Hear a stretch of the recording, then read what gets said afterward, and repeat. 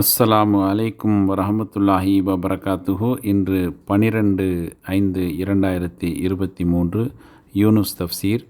அவுது பில்லாஹி மினஷ் ஷைத்தானிர் ரஜீம். பிஸ்மில்லாஹிர் ரஹ்மானிர் ரஹீம். வசனங்கள் 71 முதல் 73. அத்தியாயம் 10 தஃப்சீர். வசனம் 73. ஆயினும் அவர்கள் அவரை ஏற்க மறுத்தனர். நாம் அவரையும் அவருடன், அதாவது அவரது மார்க்கத்தை ஏற்று கப்பலில் இருந்தோரையும் காப்பாற்றினோம். அவர்களையே பூமியில் வழித்தோன்றல்களாகவும் ஆக்கினோம் என்று அல்லாஹ் தெரிவிக்கின்றான்.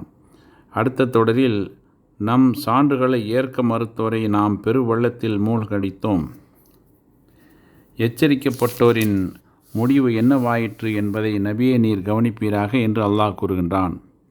அதாவது, நாம் இறை நம்பிக்கையாளர்களை எவ்வாறு காப்பாற்றினோம், நம் சான்றுகளை பொய்யாக்கியோரை எவ்வாறு அழித்தோம் என்பதை முஹம்மதே நீர் கவனிப்பீராக.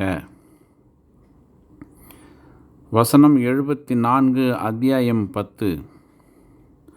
சும்ம பஅஸ்னா மின் பஅதிஹி ருசுலா இலா கௌமிஹிம் ஃபஜாஊஹும் பில் பய்யினாத்தி ஃபமா கானு லி யுமினு பிமா கத்தபு பிஹி மின் கபலு கதாலிக்க நத்பஉ அலா குலூபில் முஅ்ததீன்.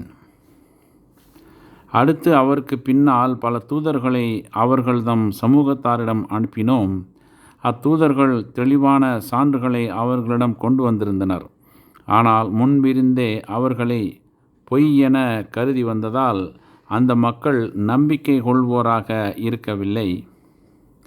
இவ்வாறுதான் எல்லை மீறுவோரின் உள்ளங்கள் மீது நாம் முத்திரையிட்டு விடுவோம். இங்கு உயர்ந்தோன் அல்லாஹ் கூறுகின்றான், அடுத்து அவருக்கு, அதாவது நூஹு நபிக்கு பின்னால் பல தூதர்களை அவர்கள் தம் சமூகத்தாரிடம் அனுப்பினோம். அத்தூதர்கள் தெளிவான சான்றுகளை, அதாவது தாம் கொண்டு வந்த மார்க்கம் உண்மைதான் என்பதை உணர்த்தும் சான்றுகளையும் ஆதாரங்களையும் அவர்களிடம் கொண்டு வந்திருந்தனர். ஆனால் முன்பிருந்து அவற்றை பொய்யென கருதி வந்ததால் அந்த மக்கள் நம்பிக்கை கொள்வோராக இருக்கவில்லை. அந்த சமுதாயங்களுக்கு அனுப்பப்பட்ட தூதர்களை ஆரம்ப நிலையிலேயே பொய்யர்கள் என்று அவர்கள் கூறிவிட்டதால் அத்தூதர்கள் கொண்டு வந்த சான்றுகளை அவர்கள் நம்பிக்கை கொள்ள தயாராக இல்லை. மற்றொரு வசனத்தில், ஆரம்பத்தில் அவர்கள் இவ்வேதத்தை நம்பிக்கை கொள்ளாததை போன்றே இறுதி வரை நம்பிக்கை கொள்ளாமல் இருப்பதற்காக அவர்களின் உள்ளங்களையும் பார்வைகளையும் நாம் பிறழச் செய்வோம் என்று அல்லாஹ் தெரிவிக்கின்றான். அடுத்த தொடரில், இவ்வாறு தான் எல்லை மீறுவோரின் உள்ளங்கள் மீது நாம் முத்திரையிட்டு விடுவோம் என்று அல்லாஹ் கூறுகின்றான். முன்னர் அவர்கள் இறை தூதர்களை ஏற்க மறுத்ததன் விளைவாக அவர்களின் உள்ளங்கள் மீது அல்லாஹ் முத்திரையிட்டு விட்டான். அதனால் அவர்கள் இறை நம்பிக்கை கொள்ள முடியவில்லை. அவ்வாறே அவர்களுக்கு பின்னர் அவர்களை போன்ற செயல்களில் ஈடுபடுவோரின் உள்ளங்களின் மீதும் அல்லாஹ் முத்திரையிட்டு விடுவான். ஆக, யாருடைய உள்ளங்கள் மீது அல்லாஹ் முத்திரையிட்டு விட்டானோ அவர்கள் வதைக்கும் வேதனையை நேரடியாக காணும் வரை நம்பிக்கை கொள்ளவே மாட்டார்கள். இறை தூதர்களை ஏற்க மறுத்த சமுதாயங்களை அல்லாஹ் அழித்தான். இறை தூதர்கள் மீது நம்பிக்கை கொண்டவர்களை அவன் பாதுகாத்தான். இதுவெல்லாம் நபி நூஹ் அலைஹிஸ்ஸலாம் அவர்களுக்கு பின் நடந்தவையாகும். ஏனெனில் அன்னாருக்கு முன் ஆதி தூதர் ஆதம் அலைஹிஸ்ஸலாம் அவர்கள் காலம் முதல் மக்கள் அனைவரும் இஸ்லாமியர்களாகவே இருந்தனர். பின்னாளில்தான் மனிதர்கள் சிலை வழிபாட்டை உருவாக்கினர்.